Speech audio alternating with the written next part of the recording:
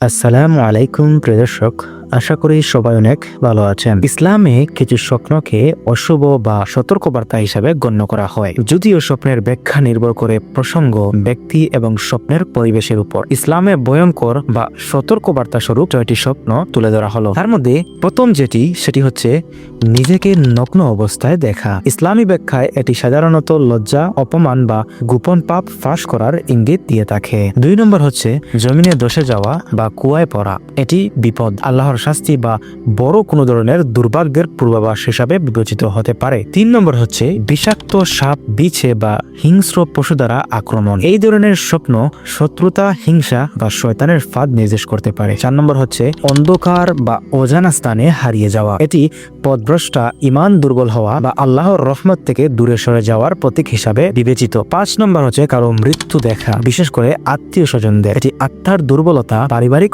অস্থিরতা বা কারো জন্য দোয়ার প্রয়োজন এই বার্তা দিতে পারে। 6 নম্বরটি হচ্ছে নিজেকে আগুনে পুড়তে দেখা। এটি পাপের শাস্তি, কবরের আযাব বা জাহান্নামের প্রতীক হিসাবে ইঙ্গিত প্রদান করে। মনে রাখবেন, সব স্বপ্ন একই রকম অর্থ বহন করে না। রাসূল সাল্লাল্লাহু আলাইহি ওয়াসাল্লাম বলেছেন, কিছু স্বপ্ন শয়তানের পক্ষ থেকে আসে, যেমন দুঃস্বপ্ন, কিছু আত্মার অবস্থা থেকে এবং কিছু আল্লাহর পক্ষ থেকে নির্দেশনা। ভয়ের স্বপ্ন দেখে বাম পাশে 3 বার থুতু ফেলা এবং আউযু বিল্লাহি মিনাশ শাইতানির রাজিম পড়ার পরামর্শ দিয়েছেন তিনি। যদি কোনো স্বপ্ন আপনাকে প্রভাবিত করে বা আপনি নিশ্চিত না হন, তাহলে অভিজ্ঞ আলেম বা স্বপ্ন ব্যাখ্যাকারীর সঙ্গে পরামর্শ করুন।